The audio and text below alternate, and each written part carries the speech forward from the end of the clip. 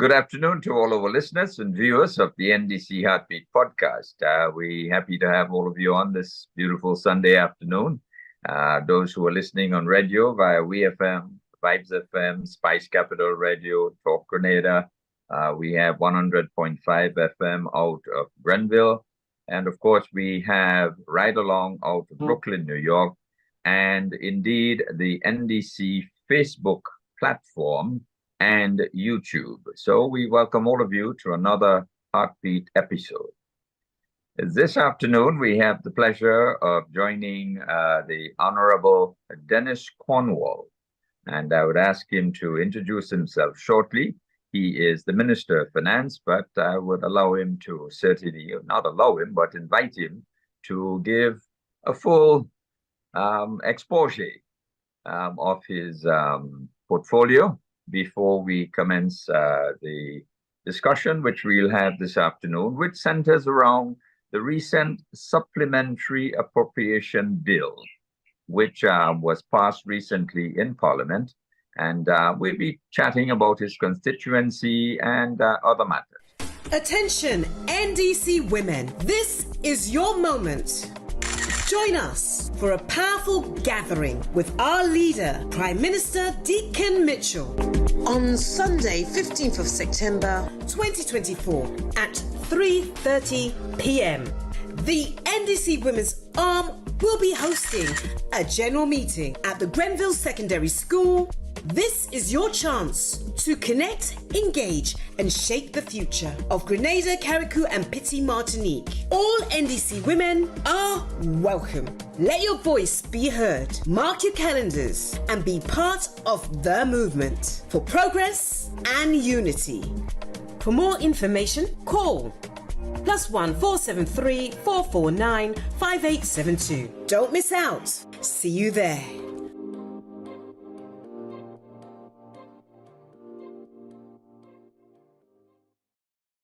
The Ministry of Mobilization, Implementation and Transformation warmly invites you to the launch of the Build Back Better project on Tuesday, September 17th from 5 p.m. at the St. Patrick's Anglican Primary School. This initiative is focused on building homes that are stronger and more resilient.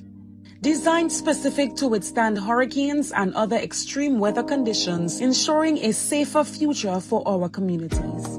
Transportation will be provided, so be sure to register early by contacting your constituency office. We look forward to seeing you there as we work together to create a stronger hurricane-resistant Grenada.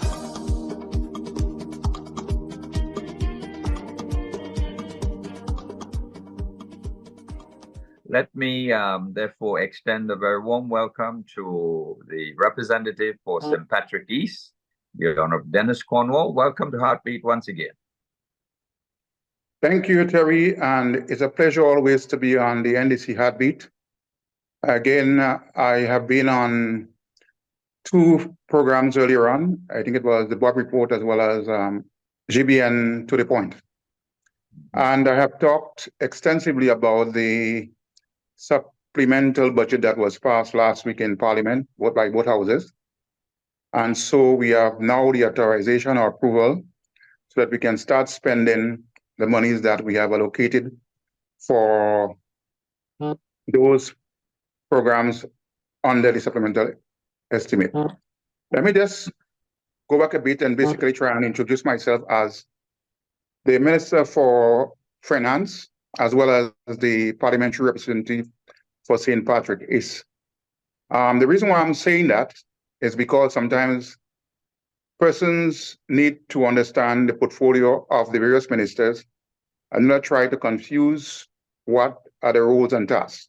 Because I've heard in recent times that the Minister of Finance doesn't know what happens in other areas and so on. I take no objection to what they are saying. It's just that they need to understand that each minister has a portfolio and there is no need to be crisscrossing someone else's portfolio without assignment, and also to make sure that we know what we are talking about. So, for example, I heard on one of the radio stations that I do not know what is going on with the recent pension that has been earmarked for the persons that are going to be under the new pay and grade, plus the person that we're going to be trying to provide for those persons on contract and so on. So I waste no time to say that I have not been part of the committee that is established for looking into the pay and grade plus the pension issue, because as Minister of Finance, there is a committee that is headed by the ministry that heads the Department of Public Administration, DPA, and other entities that are actually involved in that particular matter. So I would not try to please anybody or to make them believe that I have that kind of information. So sorry to have been diverted, but that had to make that clear. No, I am glad that you, in fact, diverted, because it's important for the clarity of these matters. I mean, once the recommendation is made from the DPA, then it comes to your attention for review.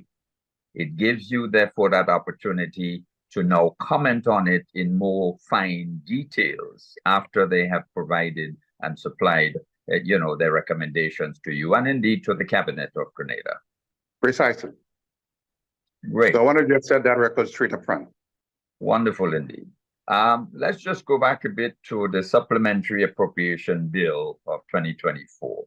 Could you share with the public what's the global figure, the total figure? And if you can also explain, how does the government make recommendation to the Parliament for a supplementary appropriation amount? What's the process? Okay, so the supplemental budget that was approved in Parliament last week make provisions for a total package of 269 million plus. Mm-hmm. Of that, over $31 million would go towards recurrent expenditure. Over 233 million will go towards local capital expenditure, and just over $5 million is there for grant. Let me also say that in the supplemental budget, and one of the reasons why we had to basically bring in things like the CRIF payout, as well as the grants to the supplemental budget and to the Finance Committee meeting, as well as Parliament, is because in any given year, the government in power or government in office has the opportunity to basically bring a maximum of 2 supplemental budget to the Parliament for approval. So far in 2024, this is the first supplemental budget that we have taken to Parliament and got approval for. Prior to having approval for that supplemental budget, the government had no authority to basically spend those money that we are talking about, be it the CRIF insurance fund, not the grants that we have received. So we had to get approval from Parliament before we can start spending any money that we have actually provided for under the supplemental. I want to make that abundantly clear. And I'm making it clear from the standpoint that there are persons outside there who are saying that the government has not moved swiftly enough to make good some of the promises that we have kept with the people. And I would say that without Mama Guy and anybody, there was no way we could actually go ahead and spend monies without approval from the Parliament on that supplemental budget. Now that it was approved last week, I can tell you that the Build Back program under the housing program that we have put in place, the one in St. Patrick will start on the 17th of September. And I think the one in Carriacou should have started on Monday, and I'm not too sure if it actually started, because again, I'm not in touch with the MP for Carriacou and Diplomatic Affairs at this point in time. So I would have to get verification from him that it has started on Monday gone. But so far, we have actually done what we think should have been done. So we can now move in swift gear to make sure we can take care of some of the things that are happening outside there. Right. Well, Minister, I'm glad that you are touching on these points, because it is so critical that the population of Grenada understands clearly some of the workings, the financial workings of their government. And not just their government, but any government in Grenada. Funds can only be spent by approval from the Parliament. so that all the grants and whatever other monies received through the consolidated fund, that must be given approval for expenditure through the Parliament. That's right. And there is for two persons to think that government has received a large sum of insurance monies and they are spending while here, there, and everywhere, it is totally inaccurate.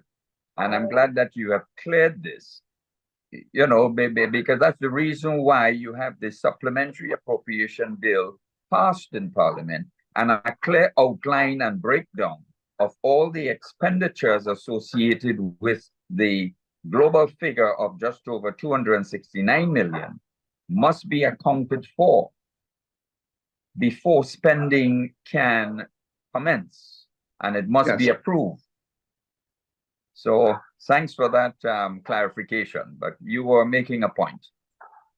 I was saying also there is a process by which this supplemental budget goes through before it can get to the Parliament. First of all, there is consultation among the various ministries and departments that have provisions in there. And from that, we would approve that in Cabinet. Once approved in Cabinet, we would submit the documentation with the detailed items in the supplemental budget or estimate to the Finance Committee. Now, the Finance Committee meeting is made up of both parliamentarians on the government side as well as parliamentarians on the opposition side. And in that meeting, it is basically for the Minister of Finance, who is the chairman of that committee, to go through the supplemental budget line by line and provide explanation, allow the ministers to ask questions or parliamentarians on the opposition side to ask questions, and then we get approval for each item that has been provided in the supplemental. Once that is approved, it goes to another stage, which is the lower house for presentation of the appropriation bill, supplementary appropriation bill, and debate. Once it's approved, it goes to the upper house, that's the Senate, where it's also debated and approved. Once it's approved, of course, it will have to be assented to by the Governor General, and spending can begin. Right. Now, it is most unfortunate that not very many citizens of Grenada follow the process in Parliament and in the Senate. And if we can take this opportunity to encourage our nationals to follow these debates, follow these discussions, so that they can be better edified as to the workings of government. And because, for example, maybe you can share with us the number of ministries that have been approved for spending under this $269+ million. In the minds of some individuals, they think all this is going just to one department, one ministry. Could you just enlighten our listeners as to the number of ministries that have made submissions in order to you coming up with this global figure? Okay.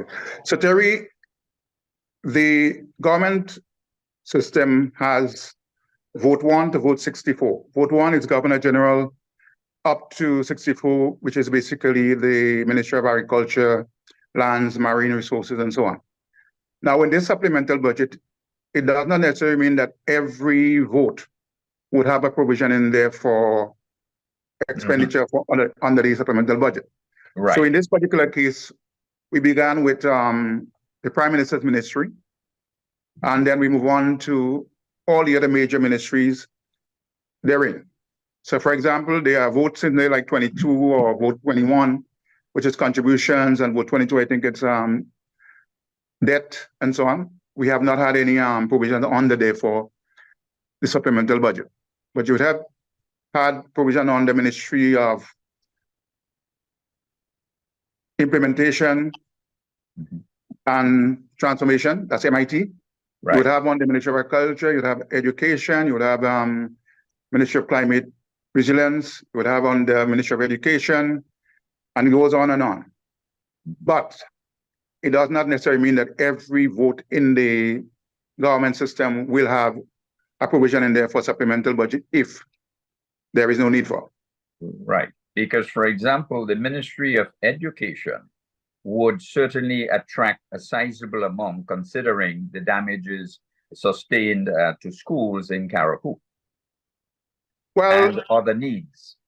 The Ministry of Infrastructure also carries a very heavy load for the various ministries and departments because as a ministry that does a lot of the heavy lifting in terms of the roads, buildings, and other types of infrastructural development and so on. So, for example, the Ministry of Infrastructure has a provision of almost $78 million in there, one of the largest provisions we have made. And it covers the roads, it covers the ongoing work at Molinaire, it includes the work that is continuing on the road that takes you to Calivini, and many other activities and so on. The paving of the roads in Lansapine and Trublu, the paving of the roads elsewhere, the concrete roads and so on, the schools, the police stations, all these are provided for under the Ministry of Infrastructure. So the largest provision in there is for the Ministry of Infrastructure. The other ministries have large chunks too. Notwithstanding, I think that we would have provided where necessary for the supplemental budget. Mm-hmm. Great. Now, explain to our listeners, once you have arrived at that budgeted figure, had you had cause to borrow any monies to support this request, or is it just from the consolidated fund? Well, we had not actually borrowed any additional monies in this period for the supplemental budget. As we said, the $269 million plus is broken down with $31 million plus for recurrent expenditure. We have about 233, I think, million thereabout for local capital expenditures, and that is basically the roads, the schools, the health centers, the hospitals, and many other areas that we need servicing at this point in time. And we also brought into picture the 5 million plus grants that we have received from institutions like the ECCB, Government of Dominica, and many other small donors that would have had some grant from. Mm-hmm. Okay, so, well, it's good to know that there's been no borrowing in order to support your supplemental budget of 269 million. Now, so work spending can actually commence as from when? Monday morning? Well, since the passage of the supplemental budget and the accenting by the Governor General, because it's a bill that we brought before the Parliament, once that is done, spending can take place. Okay. All right. And your upcoming budget, that is expected around the end of the year, which will take care of your 2025 budget? Yes, in fact, we just about at the point where we're going to basically send out notice to the ministries and departments and the other stakeholders to start putting in place the request for 2025 budget. Now, you know that before we basically come up with a figure that we present in the budget in December, there is a number of consultative process taking place where we basically meet with the stakeholders, try to get from them what are the requirements and how best we can basically marry the expected revenues that we expect from the government of Grenada and elsewhere to be able to take care of those expenses and so on. So there is ongoing consultation, and that will basically lead us to come up with a final figure at the end of that we can take to the Finance Committee, well, Cabinet first, then the Finance Committee, and then subsequently to the Parliament for approval. Okay. And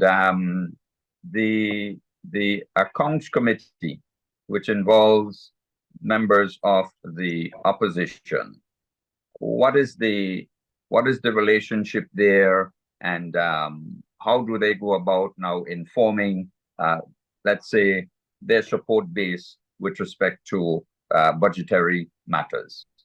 Okay, so I don't want persons out there to confuse the Finance Committee meeting with the Accounts Committee meeting. They are two separate committees.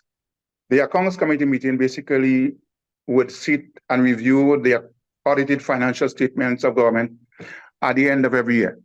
So, for example, when I last spoke about the Accounts Committee, I said that that has not met in a while, and that is because the last set of accounts that was laid in Parliament was the 2015 accounts. 2015. 2015. We are now in 2024. All right. I think the day after I had that interview on the Bob report, I would have gotten notice of the accounts for 2016, 2017, 2018, and 2019 submitted to the Ministry of Finance by the Audit Department. And as such, we have forwarded those reports to the Clerk of Parliament. So at an appropriate time, a meeting with the Accounts Committee should be arranged so that that can be reviewed.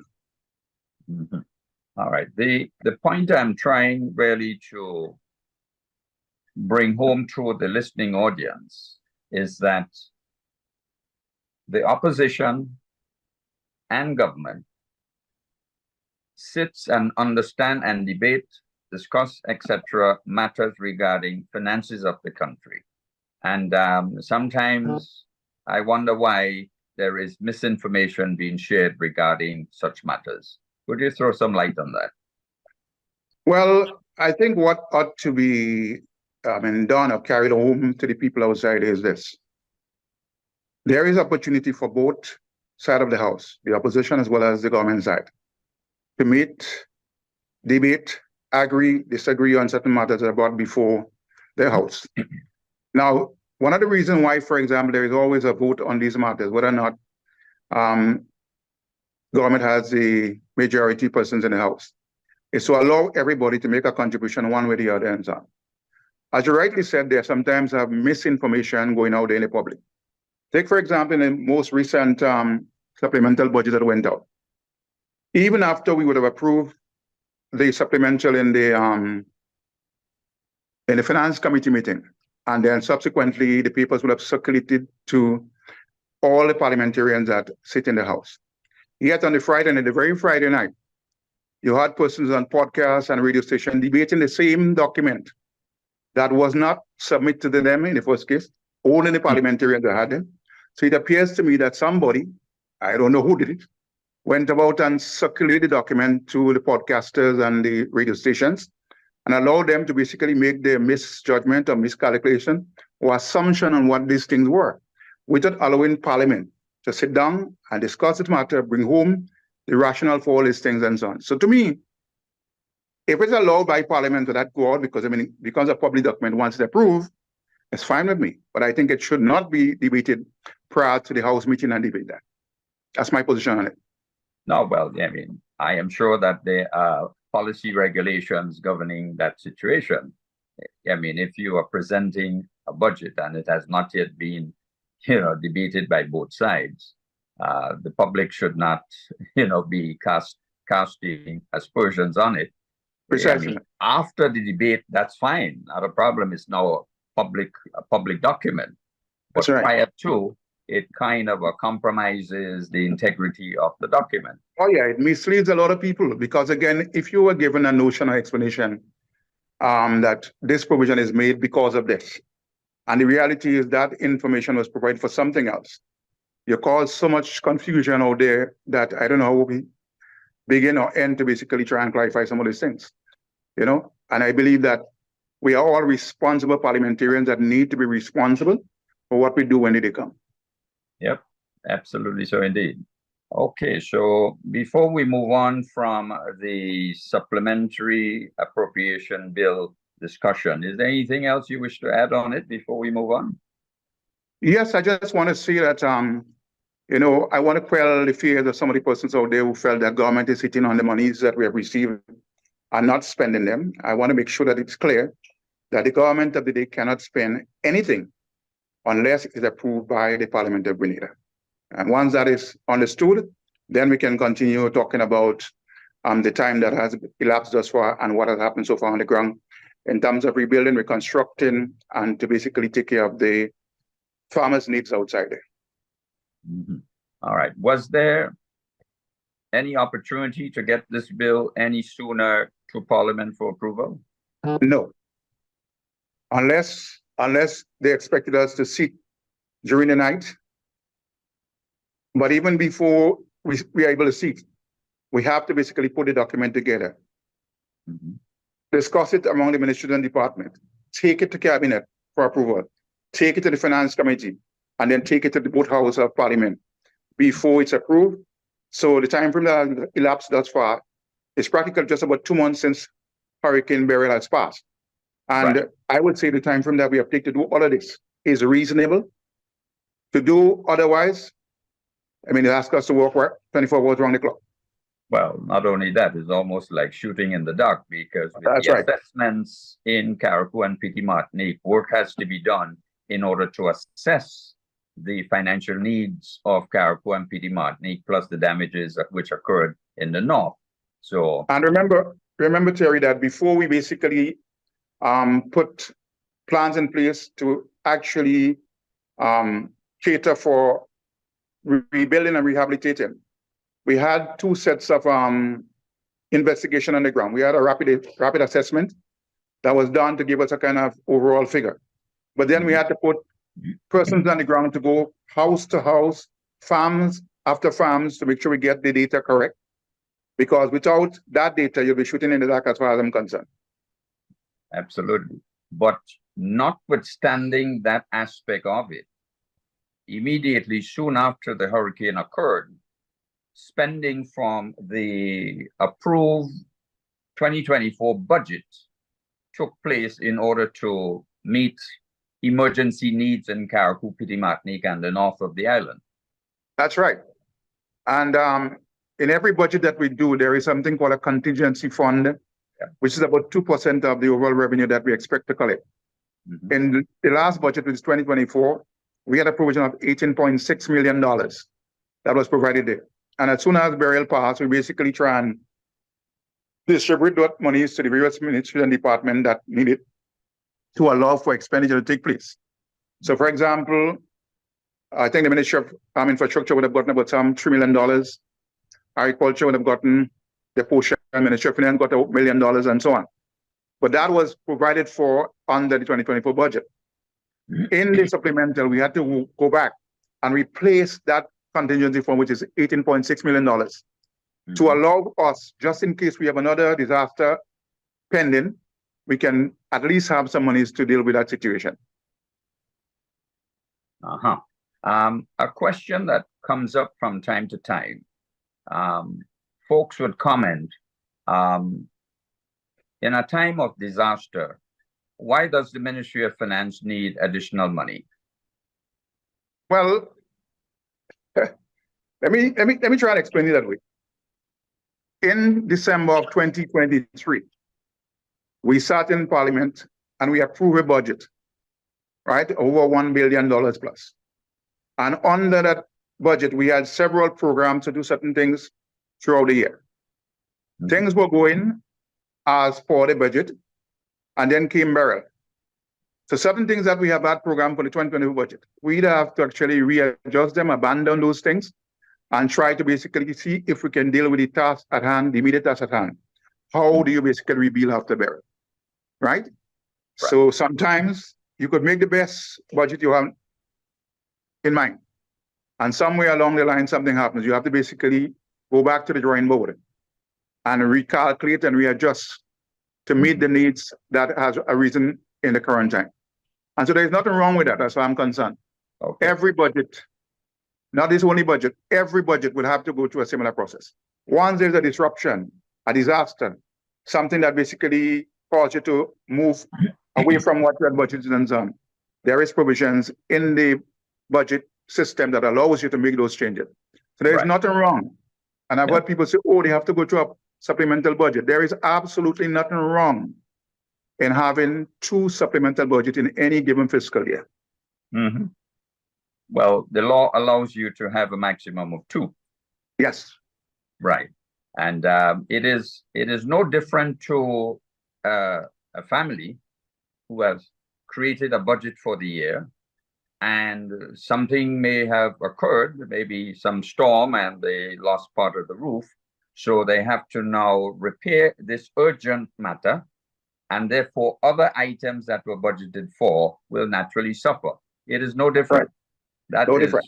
That's just life. And it doesn't happen under the NDC only. It could have happened under any administration in office. Well, it happens all the time. And all the time. It happens all the time. Supplementary appropriation budgets in order to take care of unexpected circumstances. And a budget is just an estimate. It's not That's right. fixed, just an estimate. Terry, there's another misnomer out there, misnomer, which basically people are thinking that once you basically go to the stage of a supplemental budget, that you spend all that money already. So you'd hear people talking about, oh, they provided $15 million for something and so on. And what happened to the rest of the monies and so on? The rest of the monies, or the money has always been there. Unless you start spending it, there'll be reduction in the provision that you make. So it's wrong or absolutely nonsense to say that the money has been spent already, when all we did was to make provisions for the monies to be spent. Yep, absolutely. But of course, it suits members of the opposition to kind of pander to these kind of statements and give fire to the fuel, or fuel to the fire. Well, I don't know what purpose that served, because what it make people out there is so more arrogant or ignorant of the situation. Because when I know, for example, that no penny has been spent, and you hear people pandering out there that X amount of money has been spent and what happened to the monies and the money disappear and all that kind of nonsense, that is just adding fuel to the fire and making people out there none the wiser. Absolutely. This is why I think it's important that we try to educate the general public as to the process of a supplementary appropriation bill, the number of times any government can go to the Parliament to get it approved, because of extenuating circumstances that may occur during the term of that particular government or during the year. And it's normal. It has happened for decades over the years. It has always occurred. It's nothing new. So I'm glad that you were able to clear this matter up and to call upon the opposition to, whenever they can and have the opportunity, to help to elevate and to educate the general public as to the process of government and how the finances and so forth of government function and operates. So thanks so very much for bringing, clarity to this discussion. And at this point, I'll want to probably switch over to your constituency, the beautiful St. Patrick East. How is it going out there for you? Well, Terry, we understand that we've had some damages after Hurricane Beryl. I mean, I've said it on many occasions that the sectors that most were affected were agriculture. I mean, all our farmers would have actually had some of the brunt of Beryl and so on. So we have had the nutmeg trees down, the mango trees, the fruit trees, and so what's up. Even the forest trees and so on actually were on the ground. So we know that we have to rebuild that sector in a very big way. Again, under the Ministry of Agriculture, we have made provisions so that the farmers can benefit from some funds to help them start the process all over again. And that is from the said appropriation bill. Yes, it's part of it. Yeah. And I must say that although we are going to give the farmers, those that have less than 5 acres of land, they will get a $4,500, sorry. And those above 5 acres of land, they will get $9,000 to help them rebuild. I do want to make it abundantly clear that we do not intend that those monies would basically replace everything that was lost in agriculture. There is no way the government can provide the farmers outside, the over 1,000 farmers, with all the funds that would put them back the day before burial. And so we are saying that this amount of money that we're making available in terms of cash to the farmers will allow them to basically start cleaning up or even start replanting or getting their act together again. The same is done for the cocoa farmers as well as the nutmeg farmers. And they also benefited from the payouts that we had under another insurance policy that we had from an insurance company in Dominica. And again, the Minister of Agriculture would have explained at length what is expected of us to do for the farmers, and we have done that. I think they will start paying out the money maybe as soon as this week. And so, again, one may say, why are they taking so long to at least pay that money out? We want to make sure that when we hand out those checks or those funds, it will be going to the right persons. There is no duplication of information. I can tell you so far, we have seen a situation where, let's say a man and a woman living in the same place, both of them would have probably applied for the same grant that is being offered for the same lands. And to me, we have to make sure that there is no corruption in this thing. There is no duplication, and persons do not use the opportunity because there is a disaster to basically try and fudge the situation. And I think we have to be very careful with that because, again, people always try to take advantage of situations where they think they can take advantage of.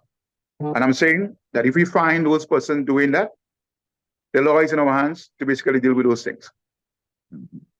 All right. Now, just a question, devil's advocate.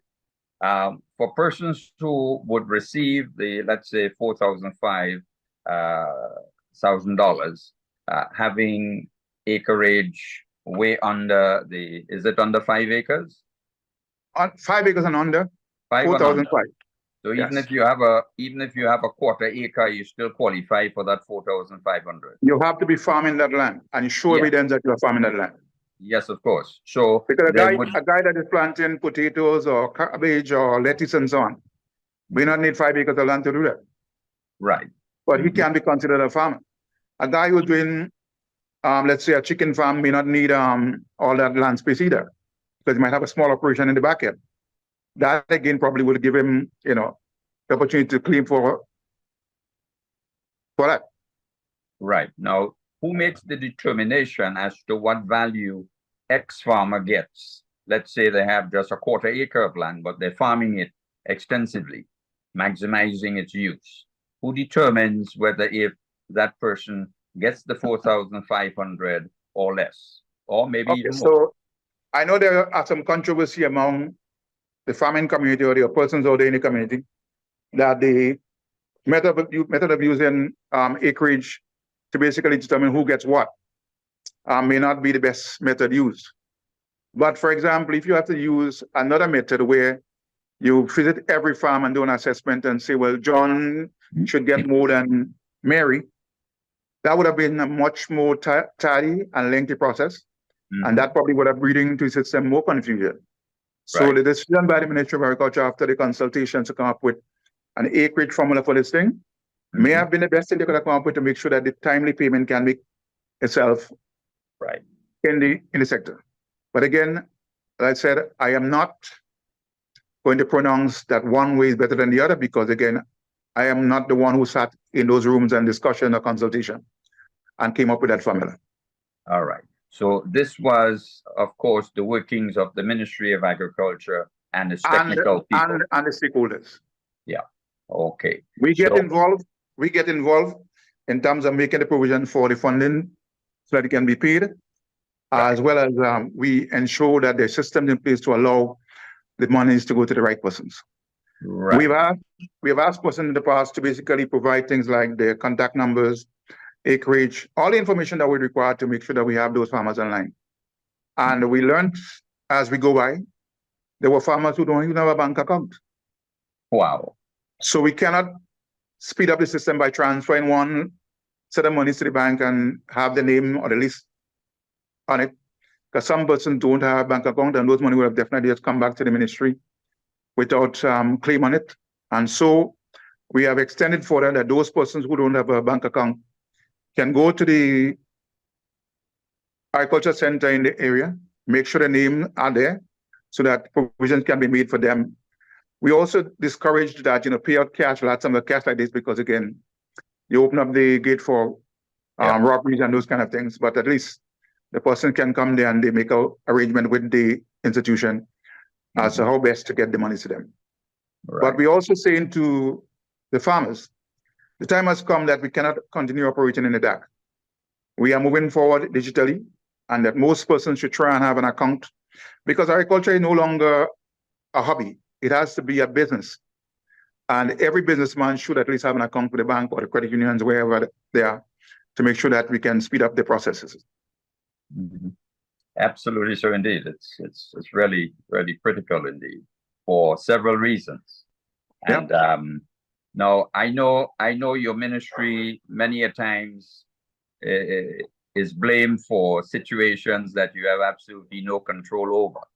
And just reiterate to the public circumstances when the Ministry of Finance is blamed when you have absolutely no control over what you've been accused of. Well, Terry, I would say that we've had situations where persons tell you that they send down the invoice or they claim to the Treasury. They even go to the ministries and the ministries say that well, it's in the Treasury. And when you go on the system, the information is not there. So there is a back and forth. Or a ministry might submit an invoice. The invoice has mathematical errors or other problems with it and so on, and it is rejected so that the ministry can correct. If the ministry or the officer on the other end has not done what they should have done in a timely basis, obviously there will be a late payment. So I'm not saying that the system is a perfect one, because there could be issues where invoice submitted has errors in it and the persons on the other end, when they are asked to fix it, they did not fix on a timely basis. Right. And that could create problems. Now, how can the public be better served under such circumstances when they go to the ministry because they submitted a claim for work done or goods supplied, and the ministry say, oh, I've sent it down to the Treasury for payment, and they say, oh, well, I went there and I didn't get payment because, you know, there seems to be some issues. How can the public be better served and to avoid these back and forth and delays and so forth, notwithstanding the fact that things have to be done correctly? Well, I've always advocated that the persons who are responsible for basically uploading a claim on the system, because the system that allows you to basically post a transaction on one end and it appears on the other end, it's reviewed by the personnel and so on, and then it's determined whether or not that is good for payment. When there are issues, the person on the other end would get information saying that this invoice or claim has been rejected for X, Y reason, so you need to fix that. Now, let's say, for example, a person in agriculture or in infrastructure did not act on that information immediately and so on, and 2 or 3 days pass. That claim is likely not to be paid on time. But every ministry should have in place, and they have in place, persons who basically enter those claims and persons in the Ministry of Finance that needs to check those claims and so on.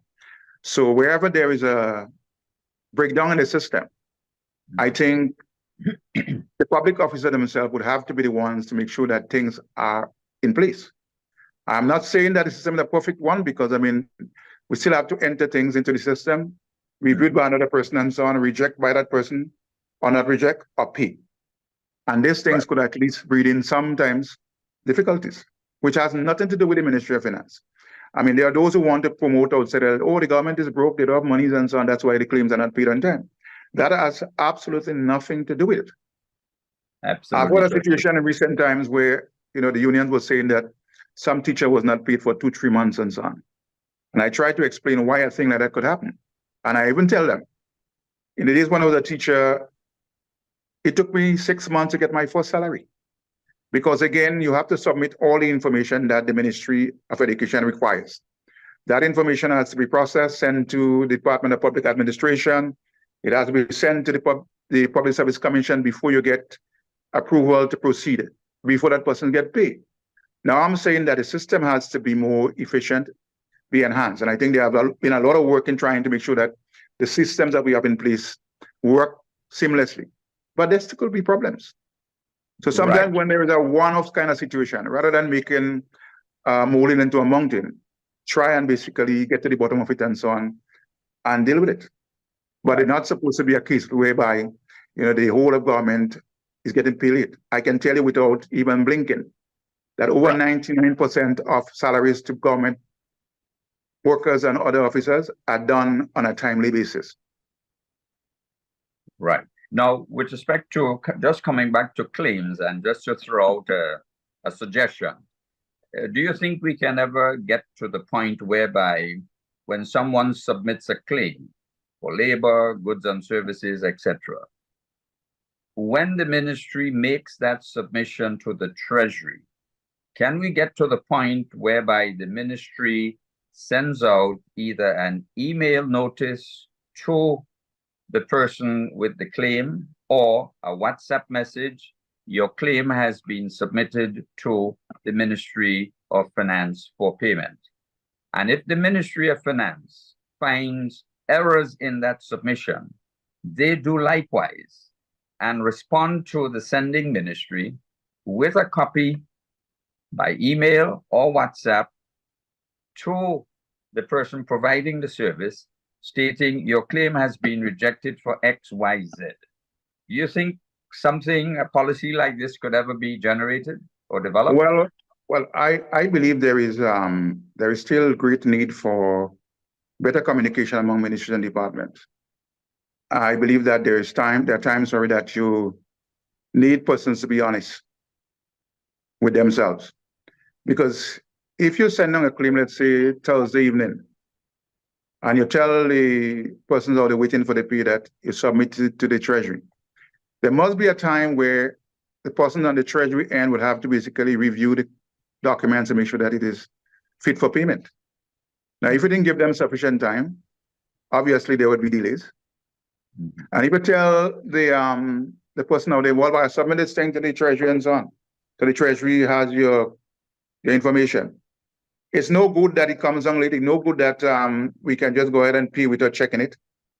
I believe there is need for greater communication, and sometimes it's better to have a better public relationship outside there with the customers or the contractors and so on from the various ministries, so that to avoid those issues where one ministry is played off against another because somebody said they submitted when it's not submitted. I've seen it. I had to get involved in many cases to deal with it.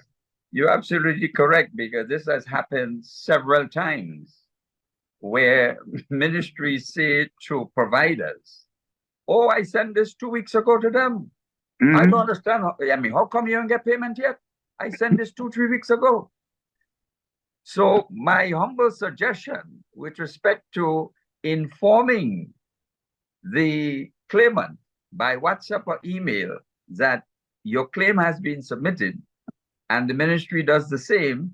We have received your claim from the ministry, and we have discovered XYZ anomalies, and we are sending it back for correction. So at least the claimant is fully aware that he has all the information and there is a clear communication flow. So he knows what is happening. And if there's an error, he can come back to the ministry and say, look, maybe it was my error. Let me help you correct this situation. It may take additional time, but at the end of the day, our people will be better served. I believe there could be improvements in the system, because again, as I said, it's one system you're dealing with. On one end, somebody entered the claim into the system. On the other end, the person sees the information and do his checks on it. And as I rightly said, if there are problems with it, communication goes back to that ministry that this claim cannot be processed because it has XYZ problem. If the person that's supposed to be correcting the problem does not correct it in time, it could lead to delays. I have a bad situation when I'm in the field. I meet people on the road, from them, those guys are patching the roads. Oh, 3 weeks now we didn't get pay. And I said, okay, let me follow up and so on. Only to learn that the information had not left the road office in a particular parish, much less to get to the infrastructural ministry to get it processed and so on. How then you can say the Ministry of Finance is holding up that payment? Exactly. So my point, therefore, has been confirmed. Once he ain't get notice that his claim has been submitted, he then goes to that individual and say, well, what you hold up my claim for? 3 weeks now I submit my claim, and up to now I ain't seen notice of the fact that you have submitted it. So let the fight take place on the ground between those two individuals, and not cause disruption and poor, let's say, publicity for the ministries. Well, I think it augurs well and will serve us all well for improved communication, better communication among persons who has to deal with those issues in the system. And sometimes, most times, as I said, the Ministry of Finance hasn't even seen the invoice yet because it is not on the system. Yeah. And so we cannot pay what we didn't actually ask to be paid if it's not in the system. Absolutely correct indeed. But we wouldn't deliberate on this any further. We so I know we strayed a bit into the Ministry of Finance matters, but I wanted to go back to the parish of St. Patrick, and in particular St. Patrick East and West.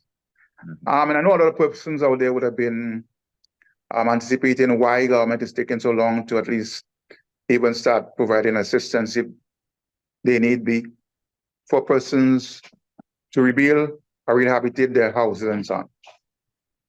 Now, I said, having approved or gotten the supplemental appropriation bill approved just over a week, we know that the housing Build Back Better will start on the 17th of this month. And so I've seen up to 2 days somebody saying that, 2 months has passed and nobody has come to them and checked them about their building and so on, and they're still under the elements of the weather. I am saying that, yes, there are cases outside there like this, but again, there is no way we could have actually dealt with the matter prior to that. And we understand the difficulties that people are going through. And it's not that we are saying that, we were waiting on approval and so on. But we could not jam the gun and do things that we were not authorized to do. And so, beginning on the 17th, I do hope that some persons will be addressed. I was told that a house could take 2, 3, 4 days to basically put together. And I'm hoping that the contractors, the carpenters, the masons, whoever is out there, putting those houses back together, the contractors work diligently to make sure that we can improve the housing stock outside and to make sure that people get back into their homes and so on. Without that, I believe that the government will have put things in place to make sure that the plan is now being executed. Great, wonderful indeed. Well, I mean, this is a great opportunity for both representatives, St. Patrick East, St. Patrick West, in association with MIT Ministry in presenting this model house on the 17th of September.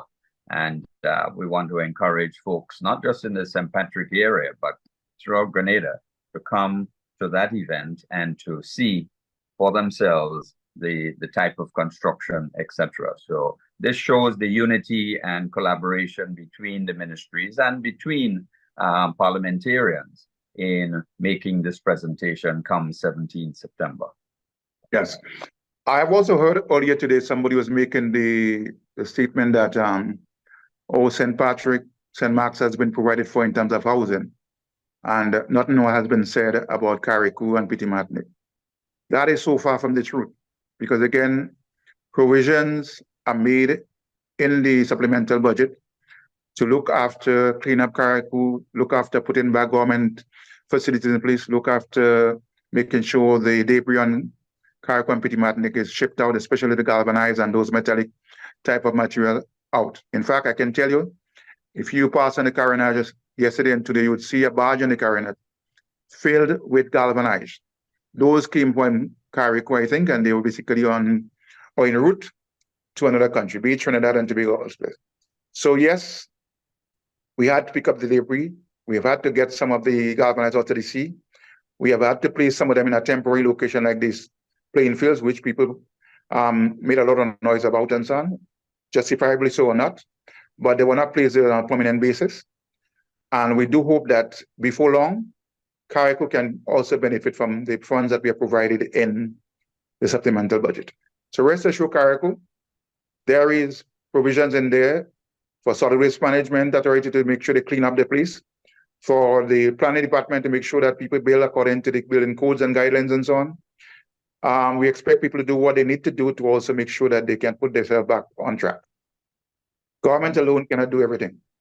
Government has given out contracts. They have put out some of the work in the private sector. The other non-governmental organization in Carriacou right now building 27 houses, I think. All of those things are in train to make sure that life becomes back to normal in Carriacou. So yes, there will be persons out there who have not been addressed as yet. The cry is out there, yes. But government is doing everything that it can at the moment to make sure that things work. Fantastic. Well, I want to thank you very much, Minister Cornwall, for being part of the Heartbeat episode today. And let me invite you, therefore, for any closing comments you wish to share. Well, Terry, I am grateful to be part of the process of educating the Grenadian public on many issues. I've heard stories outside that, the government ministers are all liars and all employees and so on. I prefer to come out and tell you the truth, and you take the truth and do what you want with it and so on. If you prefer to take what those negative people outside there are doing and giving you negative information, and you feel that's a better way to go, that's fine with you. But I think government is doing all it can do in its powers to make sure that we bring the information to you as it is. There is no sugarcoating on it, but those who want to sugarcoat it and make it mockery outside there, then fine with them. I will continue to do my part as a parliamentarian to make sure that I can deliver the message to the people as is. Thank you. Well, thank you so very much, Minister Dennis Cornwall, Minister of Finance and Parliamentary Representative for St. Patrick East. Thank you for being part of the Heartbeat today. And I guess we catch up again sometime soon when we have further information to share. Certainly, Terry. Have a great day. Thank you very much indeed. Have a great Sunday afternoon. Attention, NDC women. This is your moment. Join us for a powerful gathering with our leader, Prime Minister Deacon Mitchell, on Sunday, 15th of September 2024 at 3:30 p.m. The NDC Women's Arm will be hosting a general meeting at the Grenville Secondary School. This is your chance to connect, engage, and shape the future of Grenada, Carriacou, and Petit Martinique. All NDC women are welcome. Let your voice be heard. Mark your calendars and be part of the movement for progress and unity. For more information, call +1 473 449 5872. Don't miss out. See you there.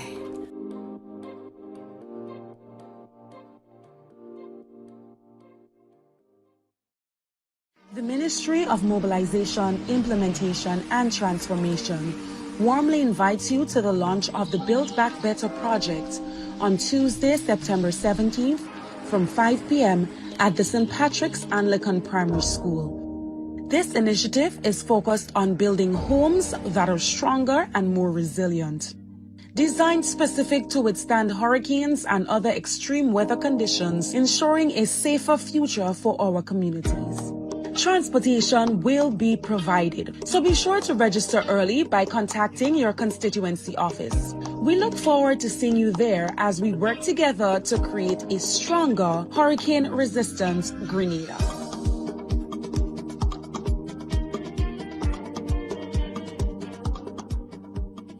This has been the Heartbeat for this Sunday, and you realize that the background is a little bit blurry because we are out of studio today, so we do apologize about that. But thank you for being part of the Heartbeat today, and join us again next Sunday when we have another interesting discussion taking place on the Heartbeat episode. Have a great Sunday afternoon. Goodbye.